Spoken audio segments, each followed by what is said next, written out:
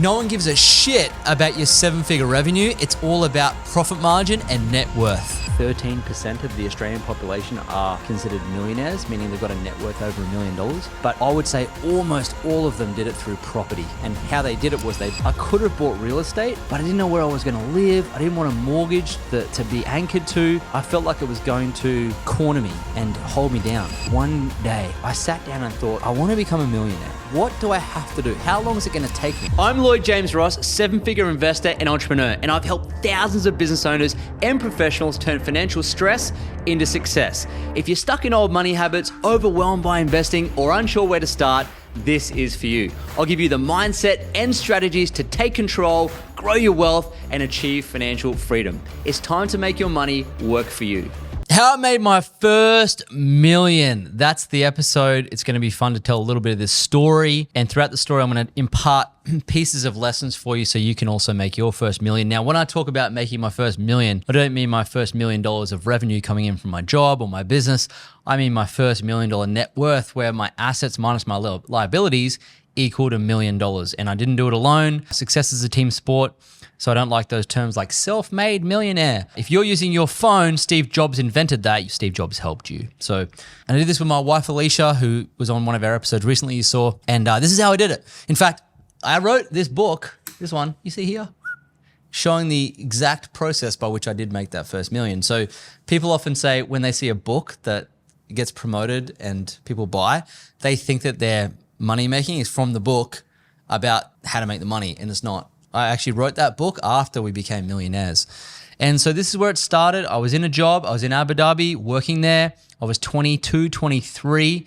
It was August 2008 when I took that job. I didn't have much to my name, maybe 10 grand. I think I had at that point. And this story as to how I started there and became a millionaire by the age of 36. So I guess it was about 13 years it took me to go from $10,000 net worth to $1 million net worth. And I didn't know how I was going to do it. I just knew that I wanted to do it. It was a fun goal. And back then, before inflation, that was quite a bit of money, but now it's not. So what's interesting about my story that's different to others, to give you a bit of a unique look at it, is that I did it without property. And I think in Australia, that is a very unusual thing because most people are millionaires. In fact, I think the stats are about 13% of the Australian population are considered millionaires, meaning they've got a net worth over $1 million. But I would say almost all of them did it through property. And how they did it was they bought a property many years ago and did nothing. And that's how the property grew over. Well, they didn't do nothing. They didn't sell it, which is good. But the growth in the property from the immigration and the lack of land supply created that $1 million net worth, right? So I did it differently. I didn't do it with property. Back when I started, I knew that I had to underspend my income. Without a doubt, that's the only way you can build wealth. I don't know anyone that spent more than their income and built wealth. This is not possible because there's a delta. There has to be some money left over for you to then buy assets, okay? Or invest in a business or whatever it might be. So that's what I started to do first. Rented a cheap car, rented out my rooms, room shared, didn't go on lavish holidays, didn't buy lavish clothes, and I just underspent my income to save money. I saved about $40,000 to $50,000. I repatriated back to Australia, got into business with my dad in property. I was selling houses, so I was making more money, but it was still a job for me. It was 6 days a week, and of course, I continued to underspend my income. And what I decided to do was that extra bit of money I was saving, it allowed me to go into that new career without borrowing any money. It allowed me to buy happiness, so to speak. And I talk about it in that book, but Money Buys Happiness. And I decided I need to put the money away. So I could have bought real estate, but I didn't know where I was going to live. I didn't want a mortgage to be anchored to. I felt like it was going to corner me and hold me down, having all that debt. And I don't like stress in my life. I don't like worry. So I'm like, well, that's just going to create more of that. So I'm going to avoid that. What should I do? Is I picked up this book by Warren Buffett, or it's actually by Alice Schroeder, called The Snowball, and it's about Warren Buffett's life. Fun fact, I'm going to see Warren Buffett this week. I'm flying out Thursday to go and see Warren Buffett, so that's cool, for the first time in Omaha. Anyway, I read this book, and he was investing in shares, and it really gave me this Like the penny dropped for me that I understood that straight away. I was like, I get this concept. This makes sense for me. Buying pieces of undervalued businesses. Haha, this is better than buying a house. So I took some of that extra cash I was saving from my job initially and then into the property game where I was marketing and selling property, running a small business with my dad. And I would always, if I did a settlement or did a deal and got paid, I would get paid about $10,000 or $12,000 back then each time I did a real estate settlement. And I'd take half of it and pay myself, and I'd take half and buy shares. And I did that deal in, deal out, deal in, deal out, deal in, deal out, deal in, deal out. Every time I got paid, pay myself some, bought shares. Pay myself some, bought shares. Pay myself some, bought shares. And like I just played that game for quite a while. I still underspent my income. So whilst my wife Alicia and I could go on holidays, she was working full-time as a paralegal. I was working 6 days a week. We didn't go and buy Range Rovers. We still live in the same apartment that we did 12 years ago. We still haven't left it. And there's a real secret there with wealth creation, which is pretty much the sameness of same. So the way that I invest my money now is the same as what I did 15 years ago. The same place we live in is the same we did 12 years ago. The same. You would see me in these episodes, I'm wearing the same t-shirts. The same cut, the same. There's a lot of magic with wealth building, which is the same. Once you figure out what works, why change it? And that's what happens to people a lot is they'll change direction so much, they just don't get any traction. And you see this in how many times they shift where they live, what car they drive, what clothes they're buying, what type of investments they're buying. They do it over multiple businesses. Oh, there's another shiny business, I'll go there. And they get no traction. So what happened to me when I was in the property industry and buying these shares, I started to see my portfolio grow. And my portfolio was probably at about 300,000 by then in 2014, maybe 250,000. It wasn't massive because remember, I didn't buy a house. So I had the equity that would have gone into a house and I was paying about $550 a week rent. But I was also splitting it between my wife and her sister who was living with us at the time. So my rent was like $200 a week. When you think about it, that's crazy low, right? So I've always tried to keep my costs low. It's just the most effective way to almost guarantee you're going to get ahead. It's easier to manage the costs than it is to increase your income, in my opinion. You have more control over that. And so 250,000 roughly in the portfolio, working 6 days a week in property. And I remember one day I sat down and thought, just quickly, if you're ready to take control of your finances but feel stuck on where to start, I have a solution. My book, Money Buys Happiness, simplifies investing and wealth building with practical steps to help you achieve financial peace. Get your copy via the link in the show notes and let's get your money working for you. Now back to the episode. I want to become a millionaire. Like now I want to do it. Like what do I have to do? How long is it going to take me? And I remember sitting in the office at 7 o'clock at night. I pulled up an Excel spreadsheet and I put in 250,000, whatever the portfolio was.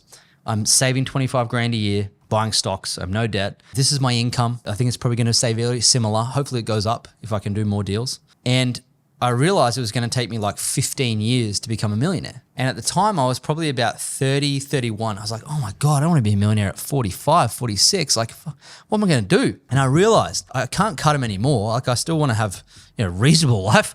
But I was like, well, I need to increase my income.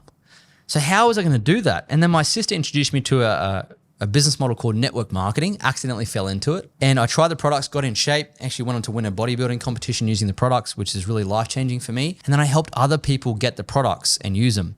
And so my wife and I with my sister built this network marketing business on the side with the objective to increase my income by $25,000 a year, which is, by the way, only $500 a week. It's not like heaps. So like, what if we could keep doing my real estate deals 6 days a week and then make an extra $500 a week network marketing and take the extra money and invest it into shares. And by doing that, I was doubling my saving rate and doubling my investing rate, which means I was going to double cut the time in half. So I was going to be a millionaire within 7.5 years instead of 15 years. It was simple math. So I was like, this is going to be the strategy. This is my strategy. This is it. So we got after it, right? I stayed working. I didn't jump out of my job.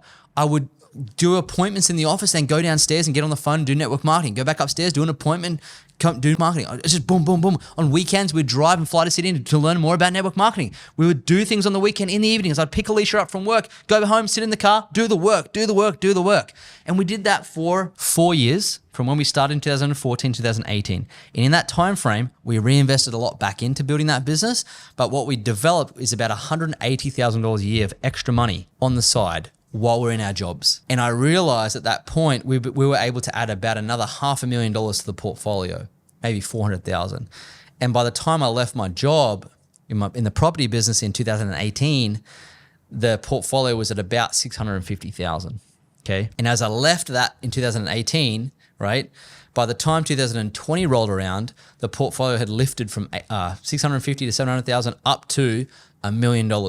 So I left my job, went full-time in our network marketing business in 2018. The portfolio was at about 650,000, was paying us passive income from dividends, which is what allowed us to get out of our jobs as well. It wasn't just the side hustle. It was a combination of that for me to pay my rent and everything. And then also the side hustle of 180 grand a year. Alicia left her job. So we're basically financially independent. And the portfolio then grew as COVID hit. And I remember picking up my phone one day before I wrote this book.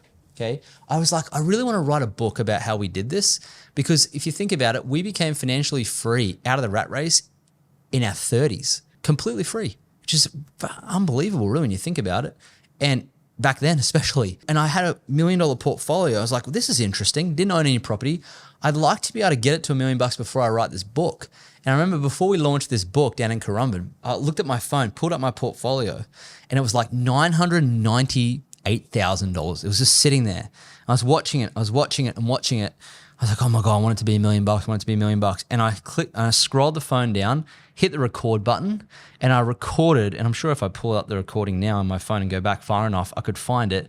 And I recorded it as it clicked over to $1 million. And I remember sending the video to my little sister and saying, look at this, it's $1 million. And at that time, it's like you kind of you have this fantasy of what happens when you become a millionaire. You're like, oh, my life's going to change and it's going to be amazing. And then the marching band never came in. And I was like, oh, we're millionaires. That's it. No debt, $1 million net worth, free. And then I wrote that book about it, about how other people could do the same thing. And I've been helping people ever since to do the same thing, following the same system, the same strategy as what we've done. And it's in that book. And then beyond that, we did other things. We're now multimillionaires. But what's interesting is the strategy rarely changes. Underspend your income, find ways to add extra money with a side hustle or business, invest the proceeds consistently into the same sort of asset class that you understand, and be patient, and it will grow over time. Those 3 steps of underspend your income, find ways to make extra money, and invest in assets that you understand are the 3 components and steps that I talk about in this book, and they're repeated in this book. There's 2 extra steps in here for mindset and mentorship, which speeds things up. But the concepts remain the same. And that's where this sameness comes into wealth building that people really underestimate, that gets them in a lot of trouble because they get bored. And one of the things you got to do when you're trying to build wealth is keep the mundane exciting. And so what's great about this is that little network marketing business we built and started in 2014 is now still in great condition and growth. And it pulls in so much money still every week for us. And we're still the number 1 leaders in action for the company in the country. People don't really realize that either. Last month, number 1 in the country. And this is a side hustle for us. And we've been able to take that extra cash, put it in shares, of course, but we've been able to be on other businesses. We've built a financial education business. We've authored 3 books. We've got this podcast. We just bought a laundromat business, which produces passive income for us. We just started a little partnership events business. Now we have 4 businesses: books, podcast, education, and investments. And so all that stuff kind of compounds over time, but it started with that decision to make the first $1 million. But you see, when I did it, there was an actual measurable, like, shit, I need to increase my income here. Okay, now we need to invest it. Now we need to not do anything else. And I think it's in the not doing anything else and sticking to your knitting and focused on what's working and repeating it, that's where the magic lies. So that's the story of how we became millionaires. Initially, it's a real life story. It's in our books. And if you haven't heard it, I'm sure if you go back on the podcast at the very first episode I did, I perhaps speak about these 3 stages, and money grows on trees, which is where I got the name of the podcast show from. Because what I discovered was if you know how to invest money, it produces dividends, which is like pulling the proverbial $100 off the money tree you plant in the backyard. And I'm so excited to share this with you because this is a real measurable path to wealth that doesn't require you to buy property. And it's doable because I've done it. And that's why you can see a lot of my ads and so forth on Instagram. They talk about anti-property. Not that I don't believe in it. It's just I wanted to do a different way, and you're welcome to as well. So I hope you've enjoyed the episode and you've taken some lessons from that story. It's a real story. There's ups and downs. It's not smooth. But if you really wanted to go out and become a millionaire, the first step you got to do is decide.